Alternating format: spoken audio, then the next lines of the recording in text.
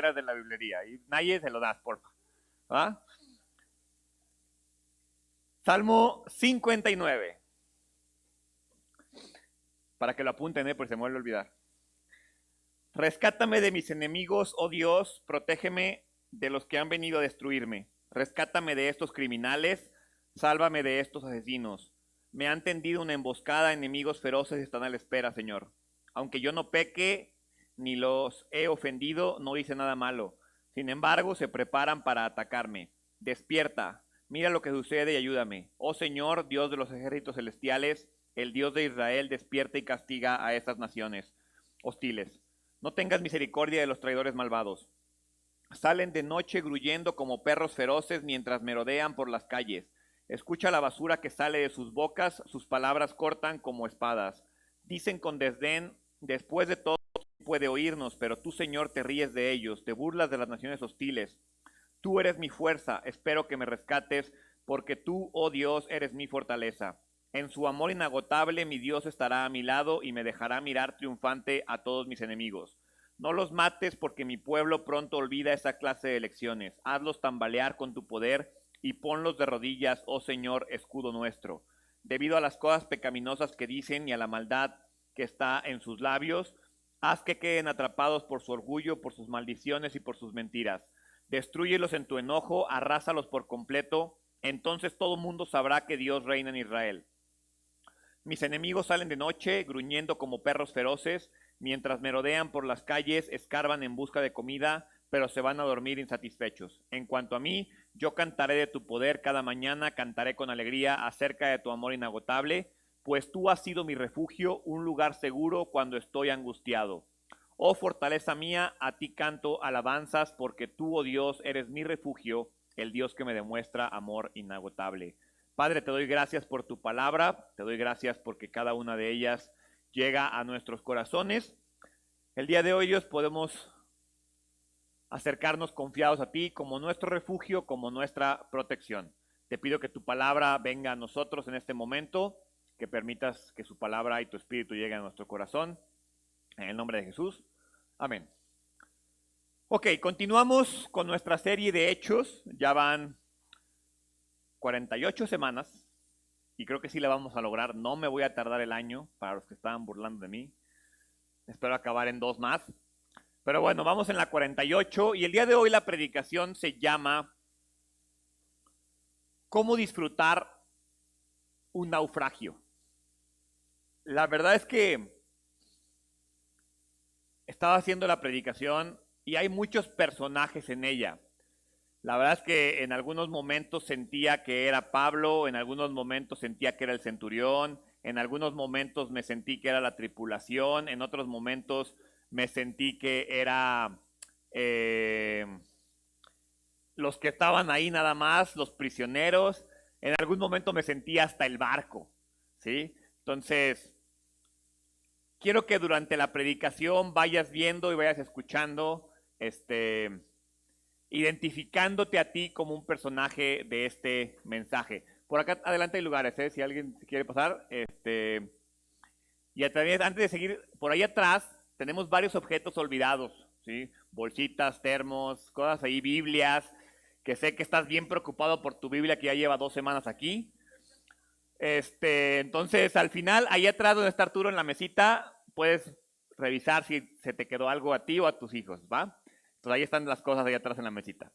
Pero bueno, ¿cómo disfrutar un naufragio? Mira, a lo largo del libro de Hechos, hemos visto a Pablo, vamos a llamarle, aprendiendo a aceptar el sufrimiento. Las dificultades de la vida, del ministerio, como más allá de aceptar de, ay, sí, lo quiero en mi vida, no, más bien aceptarlo como una parte natural del plan de Dios. Hoy precisamente en la mañana estaba escuchando un audiolibro que tengo rato ya leyendo, bueno, escuchando, y decía, si Dios sufrió, si Jesús sufrió como sufrió, ¿por qué nosotros esperamos no sufrir? Si el plan de Dios para su Hijo fue venir a morir en la cruz, ¿por qué nosotros queremos y deseamos y anhelamos una vida sin sufrimiento? Ahora, no estoy diciendo que busquemos y anhelemos el sufrimiento, pero como lo vamos a ver y como lo hemos visto a través de la vida de Pablo, hay que aceptar el sufrimiento como parte de la vida, ¿sí? A veces decimos que lo único seguro en esta vida es la muerte, y no, también el sufrimiento. El sufrimiento es parte de la vida, o alguien de aquí jamás ha sufrido. No digo, repito, no digo que disfrutemos y que anhelemos eso, pero tenemos que aceptarlo como parte de. Y entonces la pregunta sería, ¿cómo manejas tú el sufrimiento? ¿Cómo manejas las dificultades de la vida en general? Pablo describe el lado malo de la grandeza de una forma extraordinaria en 2 de Corintios capítulo 11, versículo 24 y 28. Ve lo que dice Pablo. En 5 ocasiones distintas, los líderes judíos me dieron 39 latigazos, hecha de la multiplicación. 3 veces me azotaron con varas. Una vez fui apedreado. 3 veces sufrí naufragios. Una vez pasé toda una noche y el día siguiente a la deriva en el mar. He estado en muchos viajes muy largos. Enfrenté peligros de ríos y de ladrones. Enfrenté peligros de parte de mi propio pueblo, los judíos y también de los gentiles. Enfrenté peligros en ciudades, en desiertos y en mares. Enfrenté peligros de hombres que afirman ser creyentes, pero no lo son. He trabajado con esfuerzo y por largas horas, y soporté muchas noches sin dormir.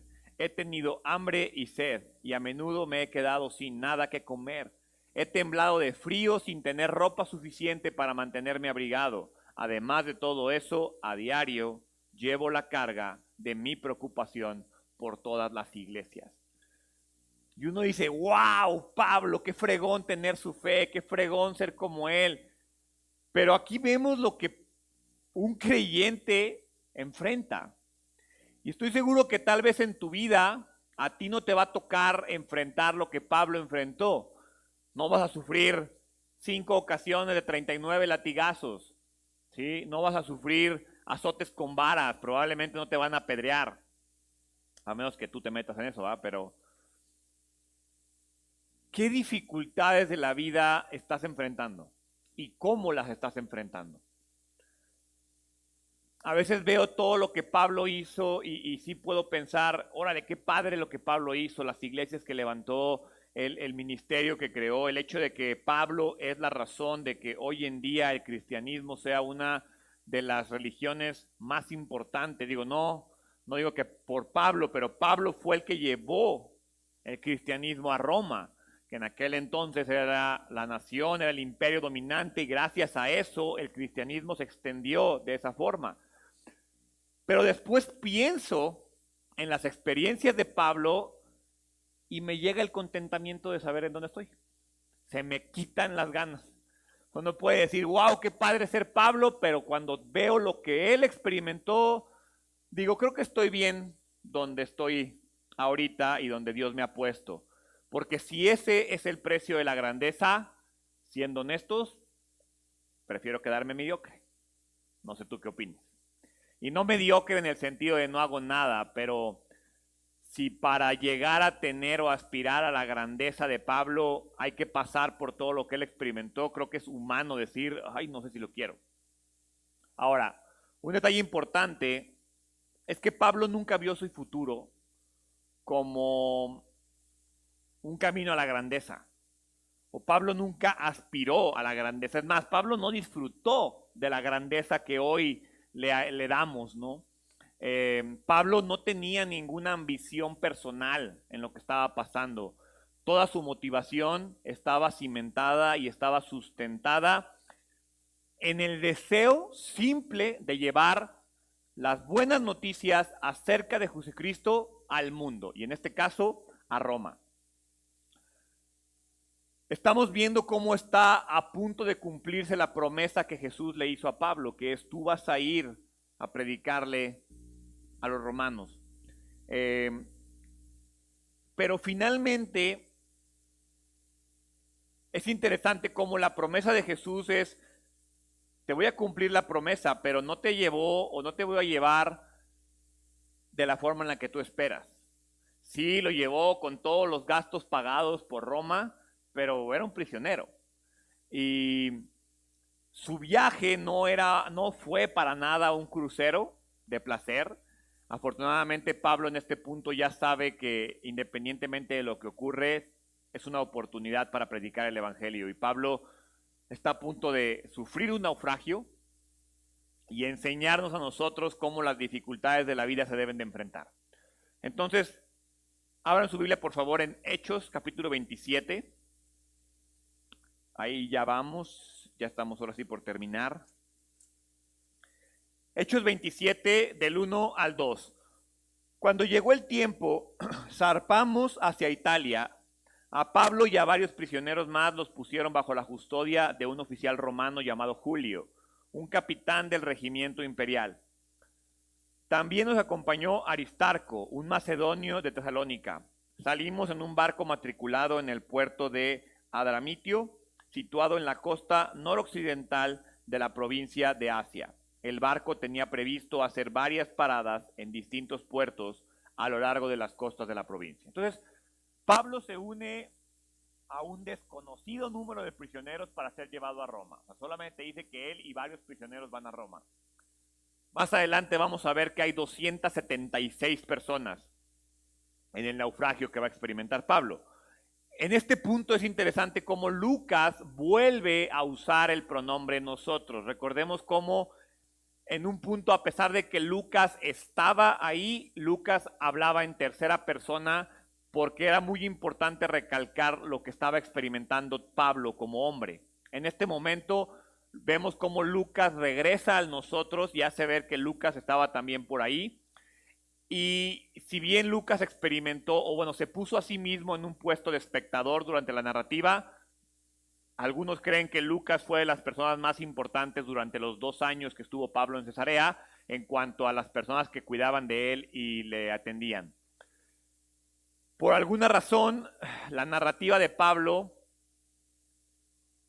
se centra en Pablo, evidentemente.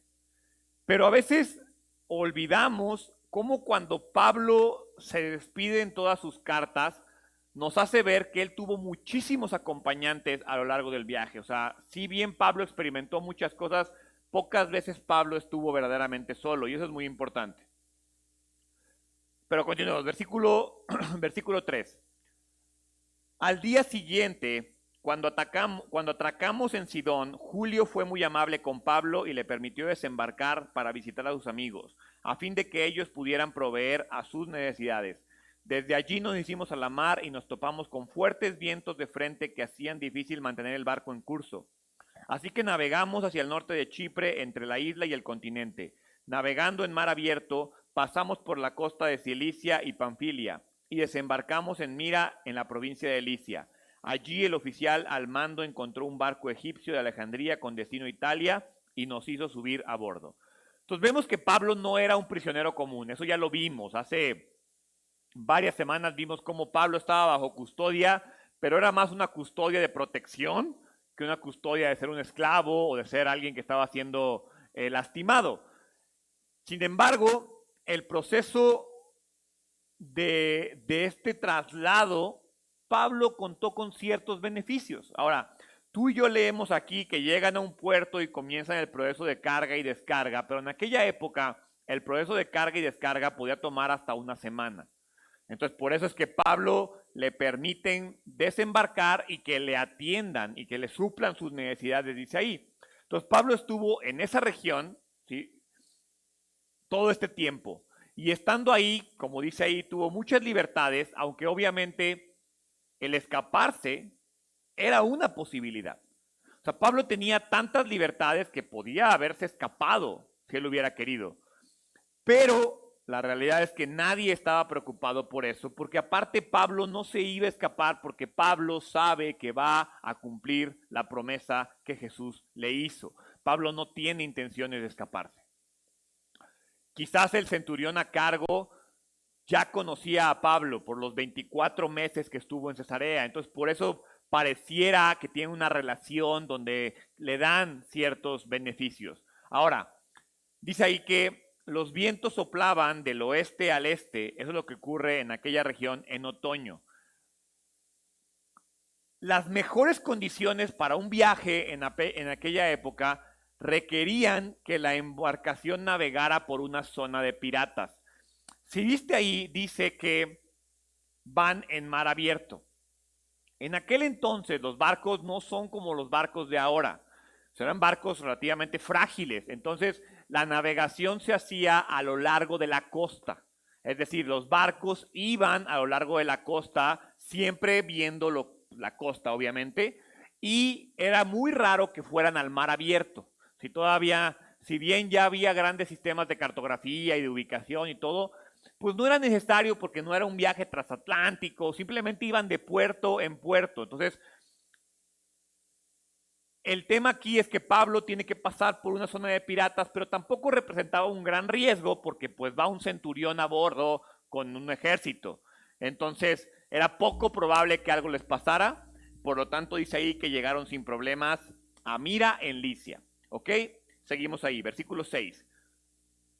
Allí, el oficial al mando encontró un barco egipcio de Alejandría con destino a Italia y nos hizo subir a bordo. Tuvimos que navegar despacio por varios días y después de serias dificultades, por fin nos acercamos a Gnido, pero teníamos viento en contra, así que cruzamos a la isla de Creta navegando al resguardo de la costa de la isla con menos viento frente al cabo de Salmón.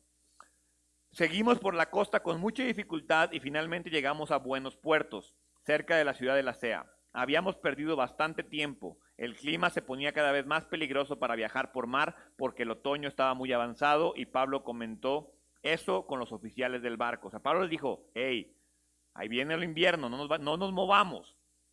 Les dijo, señores, creo que tenemos problemas más adelante si seguimos avanzando. Naufragio, pérdida de la carga y también riesgo para nuestras vidas.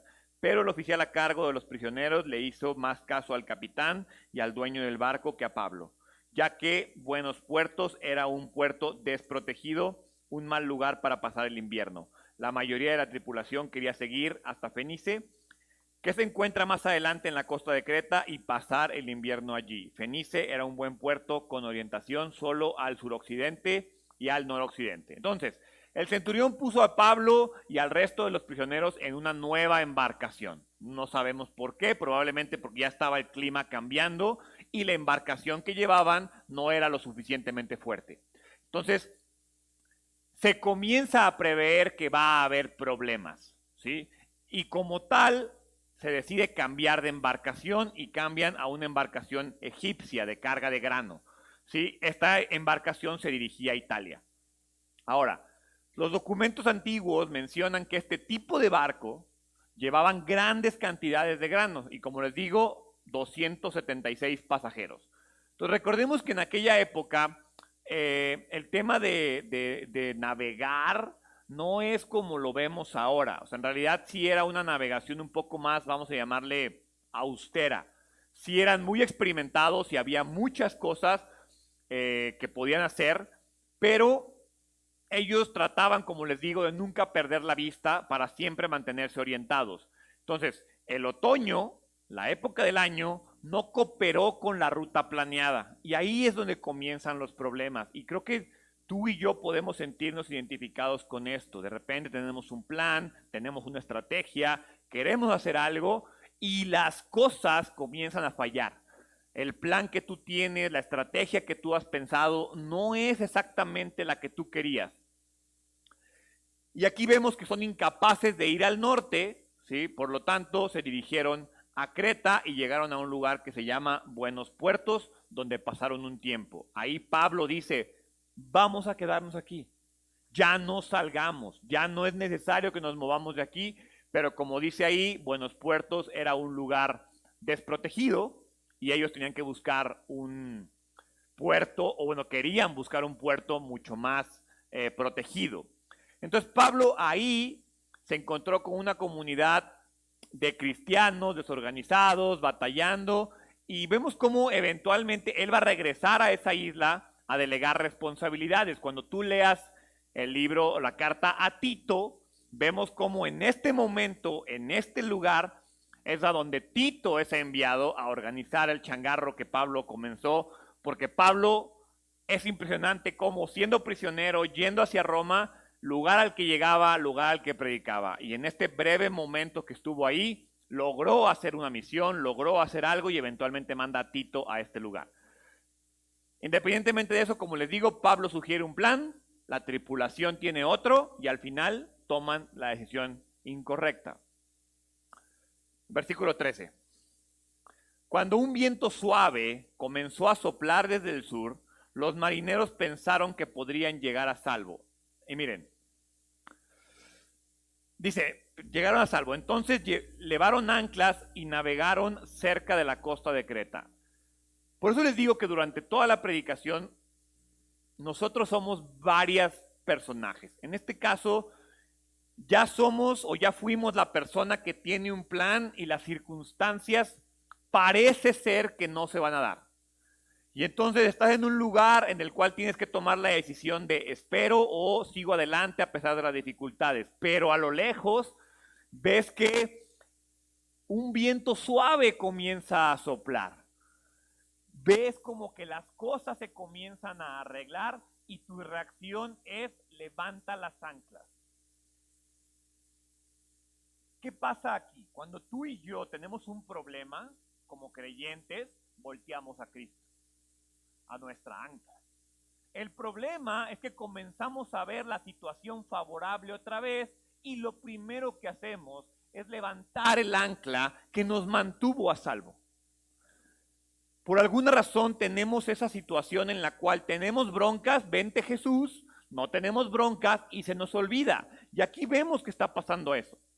Ellos saben que están en el otoño, saben que viene el invierno, saben que puede haber problemas, son una tripulación experimentada, un capitán que seguramente ha navegado muchas veces, sabe el riesgo que está cometiendo y sabe que lo mejor es quedarse donde están a pasar el invierno, pero decide decir, yo sé más, yo puedo más. Y fue un pequeño viento suave el que comenzó a soplar y dijeron, vámonos, suelten las anclas, olvídense de eso, vamos a tratar de llegar a donde nosotros queremos. Y obviamente las cosas salen mal. Versículo 14, el clima cambió abruptamente y un viento huracanado llamado nororiente sopló sobre la isla y nos empujó a mar abierto, a donde no querían llegar.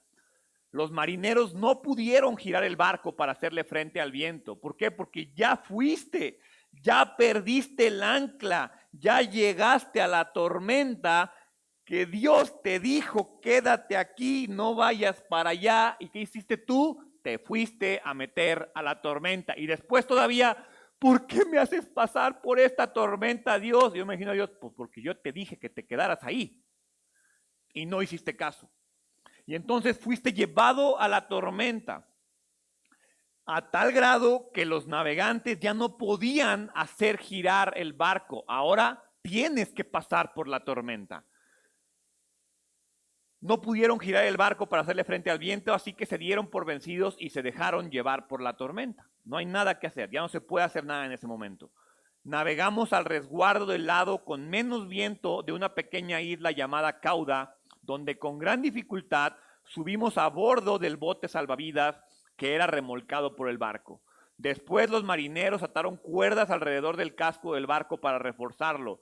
Tenían miedo de que el barco fuera llevado a los bancos de arena de Sirte, frente a la costa africana. Así que bajaron el ancla. Ahora sí, baja el ancla otra vez, ya estás en la tormenta, trata de solucionarlo, para disminuir la velocidad del barco y se dejaron llevar por el viento.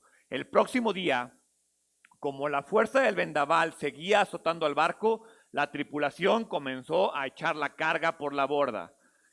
Luego al día siguiente hasta arrojaron al agua parte del equipo del barco. La gran tempestad rugió durante muchos días, ocultó el sol y las estrellas hasta que al final se perdió toda esperanza. Entonces ve lo que provoca la necedad. Ve lo que provoca el saber o creer que tú sabes más, que tú conoces más y que tú puedes más. Dice aquí que mientras avanzaban alrededor de la isla, un viento los empuja, por lo que dejaron de estar preocupados por lo que podía pasar o por el invierno, sino por hacia dónde los podía llevar la tormenta. ¿Por qué levantan las anclas? Porque eso le permitía ir al bote mucho más rápido. Pero cuando el viento huracanado sopla, ¿sí? Cuando el problema viene y los empuja de nuevo a mar abierto, entonces vuelven a aventar las anclas. Les entra el miedo, ¿sí? Ellos esperaron encontrar resguardo en una pequeña isla, pero no fue así. De nuevo, somos nosotros buscando resguardo donde no deberíamos de buscarlo, porque nuestro resguardo lo dejamos atrás. Porque estábamos en un lugar seguro y por necios no salimos.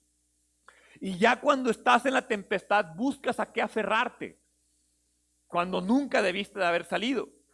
La tripulación tuvo que hacer maniobras de emergencia para salvar el barco. Ya no es, o sea, tú eras un barco con mucho dinero en grano, estabas lleno, estabas protegido, estabas seguro. Sí, quizás no eran las condiciones ideales, quizás no era el mejor puerto para estar, pero ahí nada te iba a pasar. Y decidiste salir y ahora por culpa de la tormenta tienes que soltar las cargas, tienes que arrancar partes del barco y dejarlas en el camino, tienes que aprender a lidiar con un problema en el cual tú mismo te metiste. Ellos incluso vieron el bote salvavidas como una solución. ¿Y qué crees? El bote salvavidas tampoco fue la solución. Se ponen a reforzar el barco. Ahora sí vuelven a aventar el arca. Ahora sí, Diosito, ya estoy aquí, ayúdame. Vuelves a aventar el ancla y empieza a echar la carga por la borda. Ya no ves ni las estrellas, ya perdiste el norte. Es imposible navegar, y menos en aquella época, si las estrellas no se ven. No ven el sol, no ven la luna, no ven las estrellas, no saben dónde están. Están literalmente a la deriva, y yo creo que tú y yo muchas veces así nos hemos sentido. La clave es entender si estamos en la tempestad y en la tormenta por nuestra necedad o por qué estamos ahí. Dice ahí que la esperanza estaba perdida. Ahora, lo interesante es qué pasa cuando la esperanza se pierde. Versículo 21. Nadie había comido en mucho tiempo.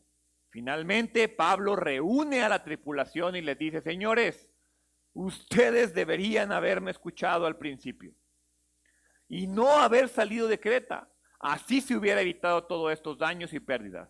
Pero anímense, ninguno de ustedes perderá la vida, aunque el barco se hundirá. Pues anoche un ángel de Dios, a quien pertenezco y a quien sirvo, estuvo a mi lado y dijo: Pablo, no temas, porque ciertamente serás juzgado ante el César. Además, Dios en su bondad ha concedido protección a todos los que navegan contigo. Así que anímense, pues yo le creo a Dios. Sucederá tal como él dijo, pero seremos náufragos en una isla. Entonces, ve lo interesante de lo que está pasando aquí. Ya han pasado días, están en la tormenta, obviamente no han comido, ¿sí? Las esperanzas de salir con vida ya se perdieron, y en ese punto Pablo emerge como un líder.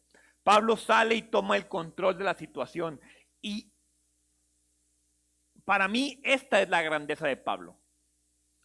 Porque en un momento en el que todos están correteando, en el que todos están aventando cosas por el barco, en el que todos están viendo cómo salvarse, Pablo permanece tranquilo. No porque no esté en la tormenta, no porque no tenga temor de lo que está pasando, no porque él crea que el barco va a sobrevivir o que un ángel lo va a proteger.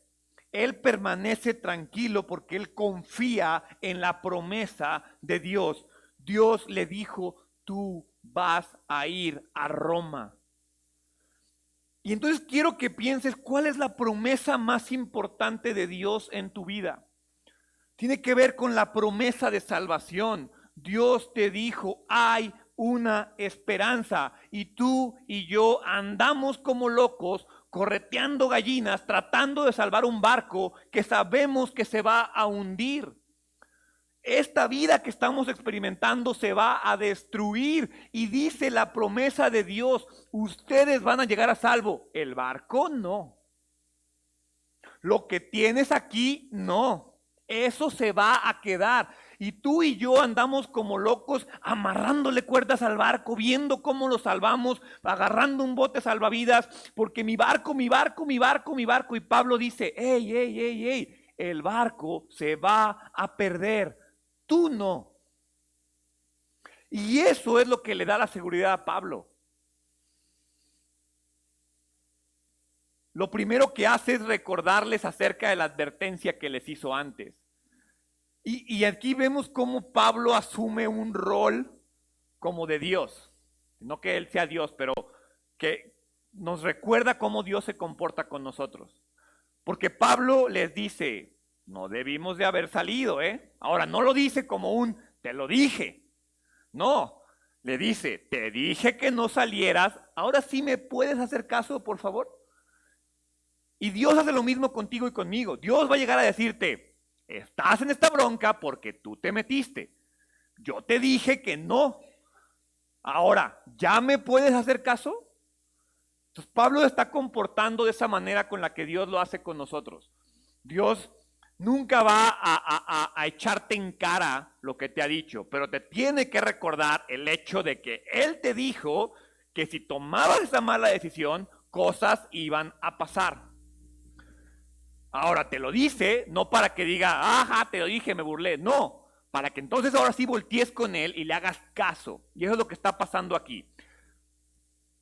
Él usó la ocasión para motivarlos, compartiéndoles la visión, la promesa y diciéndoles que van a sobrevivir. Sus palabras son, anímate. Yo me imagino la bata, ¿qué? Nos vamos a morir, anímense, es lo que Pablo le está diciendo. La frase traducida textual es anímate y sé valiente. Entonces no es que Pablo tuviera una fe sobrenatural. Él mismo recibió el mensaje de ánimo de Dios.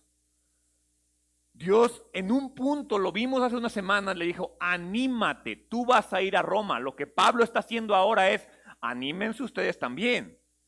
Entonces, en medio de la tormenta, una de las maneras más funcionales y prácticas de salir de ella es ir con las demás personas en una tormenta y decirles, anímate, confía en la promesa. Entonces, la misma promesa que motiva a Pablo le sirve a Pablo para ir a motivar a los demás.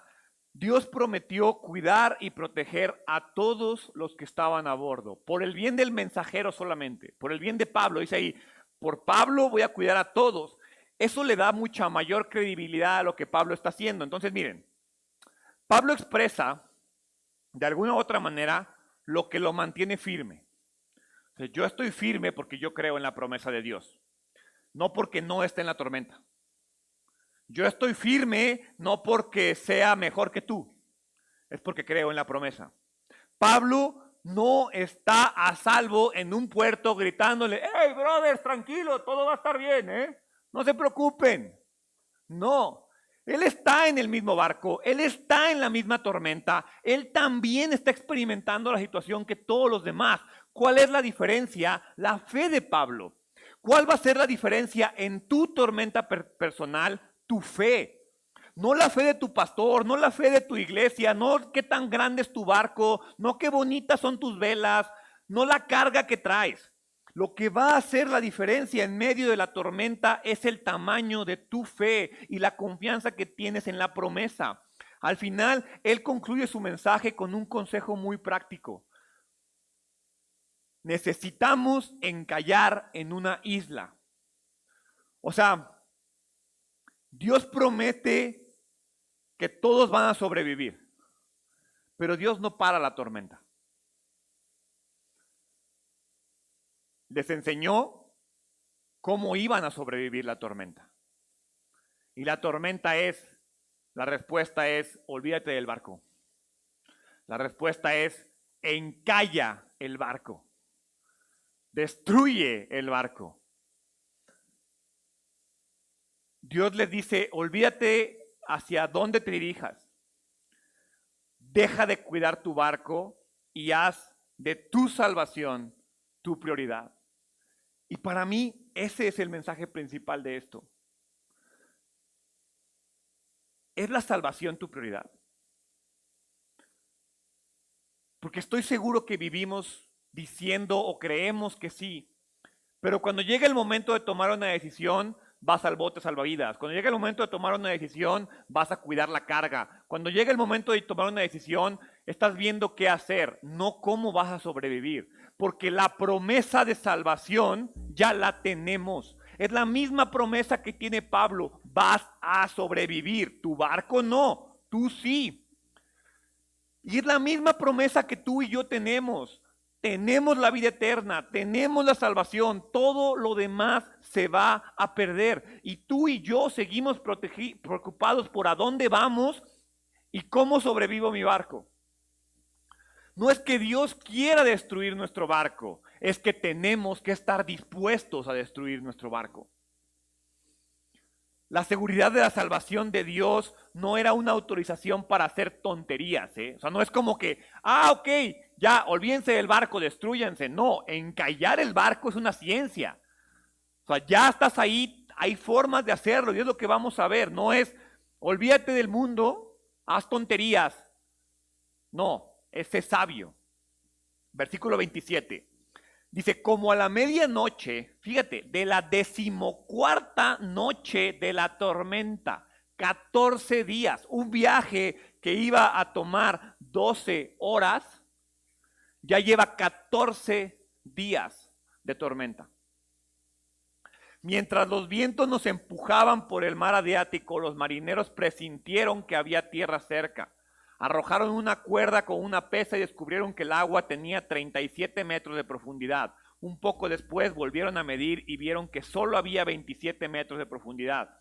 A la velocidad que íbamos, ellos tenían miedo de que pronto fuéramos arrojados contra las rocas que estaban a lo largo de la costa, así que echaron 4 anclas. Ahora sí, Diosito, sálvame. Ya, por favor, ya no es nada más abrir la Biblia, ya es abrir la Biblia, hablar con el pastor, meterme a la alabanza y a ver qué más hago porque estoy bien mal. Y es la forma en la que tú y yo nos comportamos. Ay, ando medio mal, deja voy a la iglesia. Chin, sigo bien mal, pues deja voy con el pastor. No, seguimos mal, voy a empezar a diezmar porque ahora sí ya ando bien mal.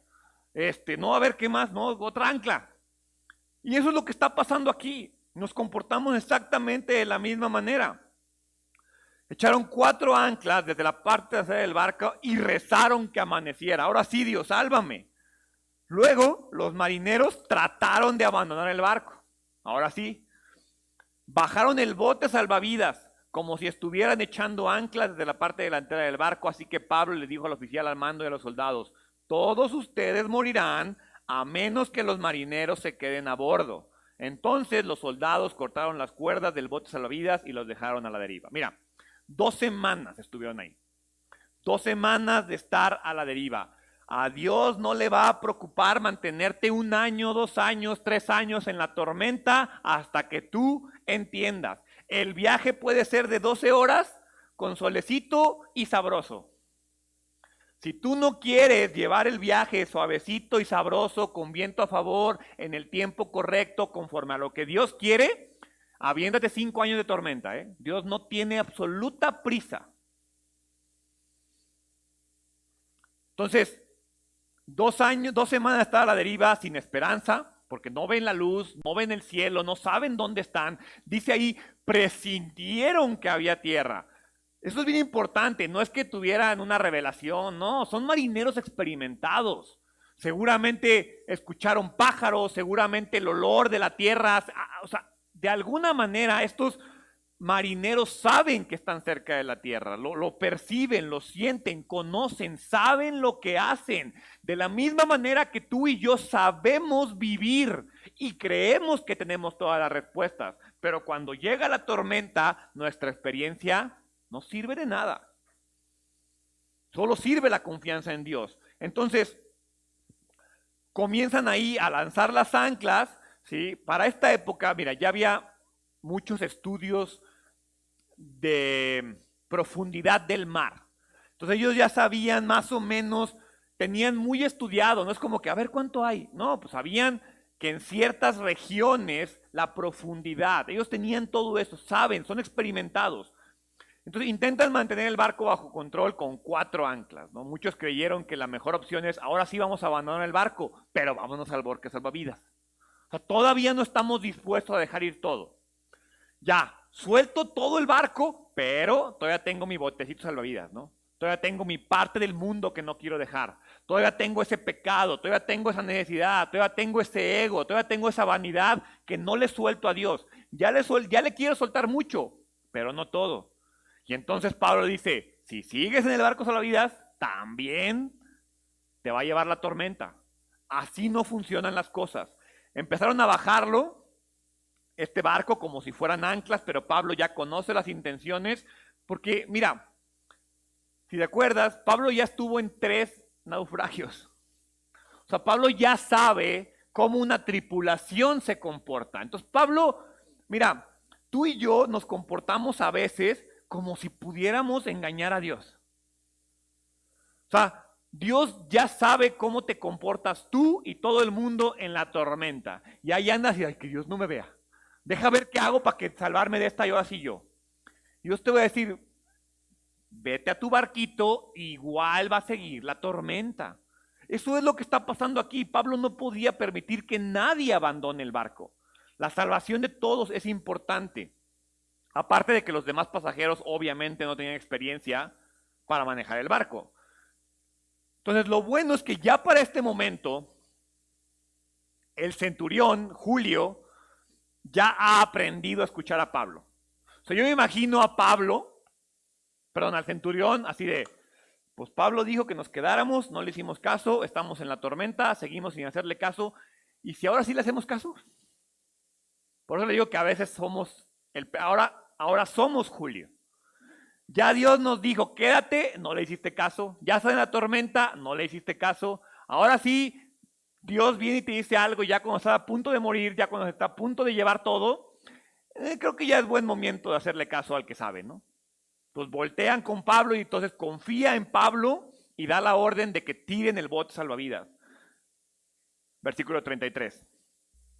Cuando empezó a amanecer, Pablo animó a todos a que comieran. Ustedes han estado tan preocupados que no han comido nada en 2 semanas. Les dijo, por favor, por su propio bien coman algo ahora, pues no perderán ni un solo cabello de la cabeza. Así que tomó un poco de pan, dio gracias a Dios delante de todos, partió un pedazo y se lo comió. Entonces todos se animaron y empezaron a comer. Los 276 que estábamos a bordo, después de comer, la tripulación redujo aún más el peso del barco echando al mar la carga de trigo.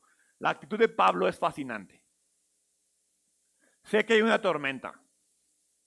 Sé que tienen miedo, pero vamos a comer. La vida tiene que continuar. Y en este punto Pablo ya se presenta como el claro líder del grupo. Pablo sabe que las siguientes horas van a ser complicadas, que necesita que la tripulación tenga fuerzas. Así que todos necesitan comer. Y entonces Pablo ya comienza a hablar con una autoridad diferente, les recuerda que nadie va a perder ni un cabello de la cabeza. Y todavía, por si fuera poco, en medio de la tormenta y en medio del caos, y vamos a darle gracias a Dios, ¿eh? No se nos va a olvidar eso. No importa lo que está pasando alrededor, Pablo dice, estamos vivos, estamos a salvo, hay que dar gracias a Dios. Como preparación para llegar a la tierra, terminan de aventar el resto, ahora sí. O sea, todavía se aferraban a cierta carga del barco, porque todavía creían que podían salvar el barco. En este punto ya saben que no va a pasar. Eso que habían guardado, ahora sí lo avientan.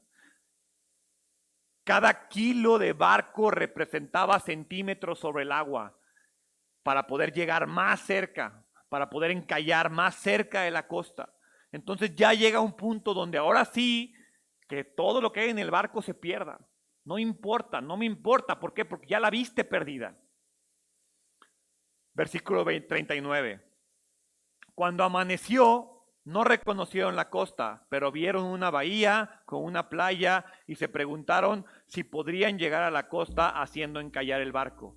Entonces cortaron las anclas y las dejaron en el mar. Luego soltaron los timones, izaron las velas de proa y se dirigieron a la costa, pero chocaron contra un banco de arena y el barco encalló demasiado rápido. La proa del barco se clavó en la arena mientras que la popa fue golpeada repetidas veces por la fuerza de las olas y comenzó a hacerse pedazos. Los soldados querían matar a los prisioneros para asegurarse de que no nadaran hasta la costa y escaparan, pero el oficial al mando quería salvar a Pablo, así que no los dejó llevar a cabo su plan. Luego los ordenó a todos los que sabían nadar que saltaran por la borda primero y se dirigieran a tierra firme. Los demás se sujetaron a tablas o arresto del barco destruido, así que todos escaparon a salvo hasta la costa.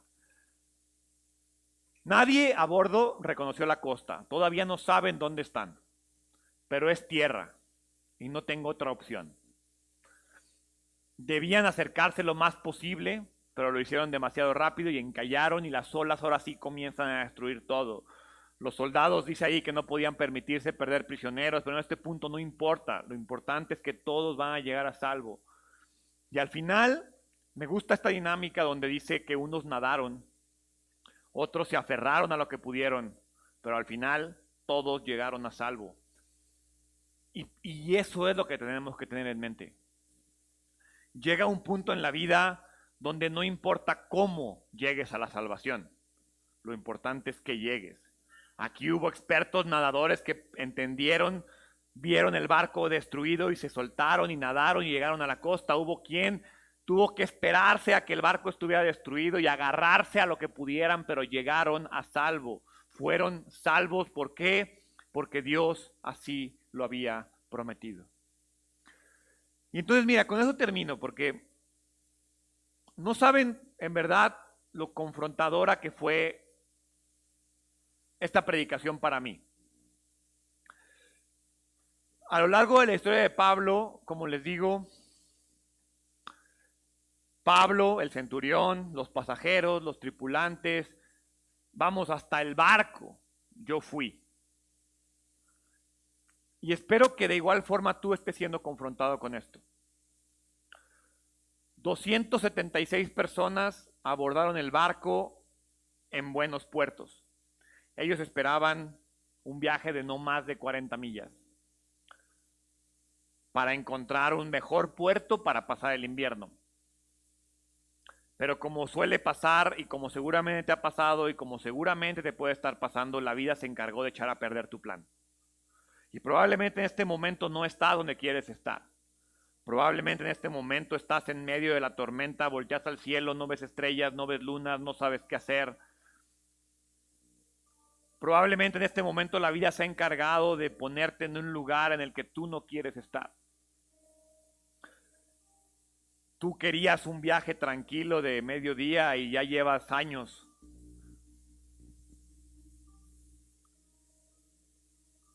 Al final, todos los personajes de esta historia fueron forzados a luchar por sobrevivir. Fueron amenazados de muchas formas. Y mientras la tripulación intenta salvarse por medio de anclas, por medio de botes salvavidas, por medio de tirar la carga, a mí Pablo me enseña y me da 3 anclas espirituales en las cuales si yo las agarro, sé que voy a poder sobrevivir a cualquier naufragio, a cualquier prueba. La primera ancla es la seguridad de la presencia de Dios. Dios le aseguró que iba a estar con Pablo antes de la tormenta y durante la tormenta. Pablo sabía que Dios estaba ahí, en la enfermedad, en la prueba, en los problemas de matrimonio, en los problemas financieros. Dios te ha hecho una promesa a ti y es que Dios va a estar contigo. No hay forma de sobrevivir a la tormenta si tú no crees en verdad que a pesar de la tormenta, Dios está contigo. La tormenta, la enfermedad, la prueba, lo que sea que estés experimentando, no es un símbolo de que Dios te abandonó. A veces creemos que estamos en la tormenta porque Dios se olvidó de nosotros. No, estamos en la tormenta porque nosotros nos olvidamos de Dios. Seguimos en la tormenta porque nosotros nos olvidamos de Dios. Dios ve tus problemas. Dios lo que espera es que los enfrentes con la seguridad de que no te van a destruir. Pablo confió y motivó a los demás a confiar. Su propia seguridad lo llevó a otro lugar. El Espíritu Santo es la presencia de Dios en nuestras vidas. Y el Espíritu Santo nos ha prometido salvación, poder, gracia, perdón de pecados, pero tú y yo vivimos como si no lo tuviéramos. Al final, la Biblia es muy clara, todas las cosas te van a ayudar a bien. No todas las cosas te van a gustar, no todas las cosas las vas a disfrutar, pero todas las cosas te van a ayudar a bien. Y esa ancla la tienes que tener muy firme.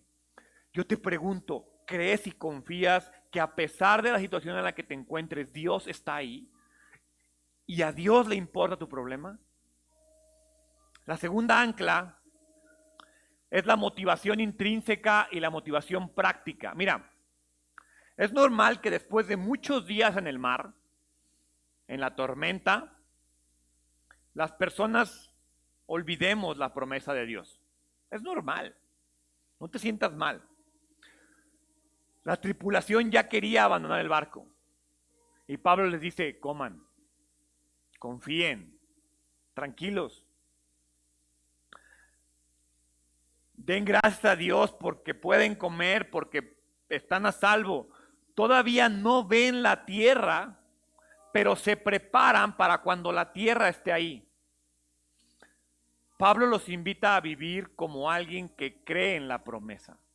Tú y yo esperamos que la motivación venga de afuera. Queremos ver el sol, queremos que deje de llover, queremos ver la tierra, queremos ver el bote salvavidas, queremos ver a la persona que nos va a salvar. Y Dios te dice, no, actúa como alguien salvo. Y cuando actúes como alguien salvo, la tormenta va a terminar.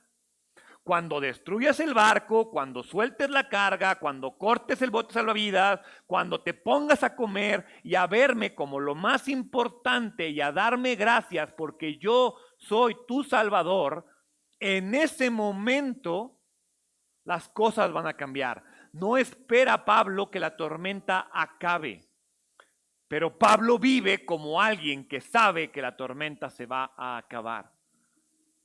Esa es la diferencia. Tú y yo esperamos actuar hasta que la tormenta se acabe y Dios te dice, no, la motivación viene de otro lugar. Vive como alguien que sabe que la tormenta se va a acabar y la tormenta no lo va a destruir. Y número 3, ancla 1, seguridad de la presencia de Dios. Ancla 2, motivación intrínseca y práctica. Y la ancla 3 es una fe absoluta. El comportamiento de Pablo para mí es increíble. Mira, Pablo siempre estuvo en calma. Pablo siempre estuvo confiado.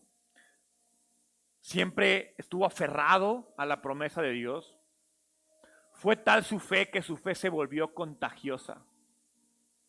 275 hombres se contagiaron de la fe de Pablo. El centurión tiene dudas, pero ve a Pablo tan firme y tan seguro que dice, este brother sabe lo que está haciendo. Este brother sabe enfrentar promesas, sabe enfrentar tormentas, perdón.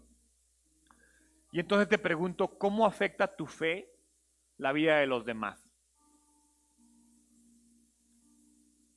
¿Cómo tu fe en la tormenta motiva a los demás a enfrentar sus propias tormentas?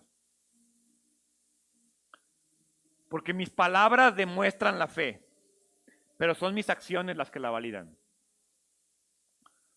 Y sobre todo validan el mensaje. Yo me digo creyente, yo digo que Dios me va a salvar, yo digo que soy salvo, yo digo que todo lo puedo en Cristo que me fortalece, yo digo que tengo la esperanza de la vida eterna y ando correteando por el barco como un loco y una gallina descabezada porque en verdad no creo. Digo creer, pero no vivo como alguien que cree. Ese es mi reto para ti el día de hoy. No sé la situación que estás experimentando, pero sé que no es fácil.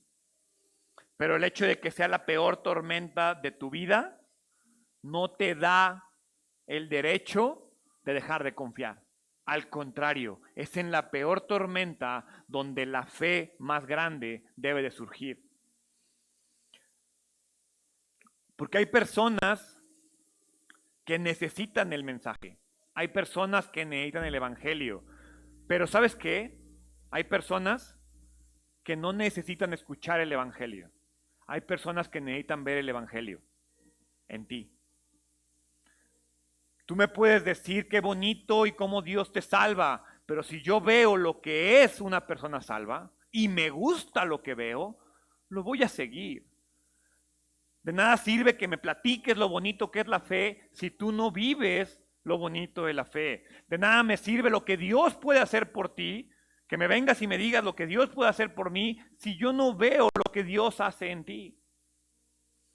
Pablo sobrevive la tormenta porque tiene la seguridad de la presencia de Dios, porque sabe que la tormenta no lo va a destruir y porque al final su objetivo final no es salvarse, es que los demás vean lo que significa creerse salvo. Tus acciones dicen más que tus palabras. Entonces, cuando te hagan la pregunta, ¿cómo disfrutas un naufragio? La respuesta es confiando que el naufragio no te va a destruir. Entonces, quiero que el día de hoy pienses en eso. Piensa en tu tormenta, piensa en lo que sea que estés experimentando en este momento y que en verdad, si eres de los que está corriendo como loco por el barco, te detengas un momento y pongas tu confianza en Dios. ¿Por qué no cierras tus ojos? Padre, te doy gracias. Gracias por la tormenta. Te pido perdón porque tal vez sé que esa tormenta que estoy experimentando yo mismo me la provoqué. Pero el día de hoy, Dios, quiero aprender a confiar en ti. Quiero vivir con la seguridad de que tú estás conmigo. Esa ancla que me da tu presencia, quiero aferrarme a ella.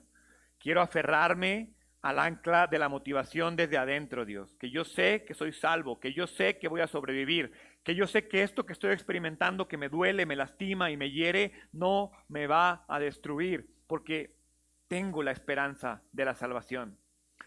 Y Dios, te pido que me ayudes a vivir una fe absoluta, una fe que motiva, una fe que revela el evangelio, no que solamente habla de él, sino que vive en él. Pongo en tus manos las tormentas que estemos experimentando todos los que estamos aquí reunidos el día de hoy, Dios, y no te pido que las detengas, pero te pido que nos ayudes a vivir confiados en ellas. Si es tu voluntad, Dios, que terminen, que paren, pero al final, Dios, te pido que nos dé la seguridad de que esa tormenta no nos va a destruir, que nos ayudes a despojarnos de todo y a confiar en ti. Te lo pido en el nombre de Jesús. Amén. Te invito a que te pongas de pie. Iglesia Identidad, que el Señor te bendiga y te guarde, que el Señor te mire con agrado y te extienda su amor, que el Señor te muestre su favor y te conceda la paz. En el nombre de Jesús. Amén.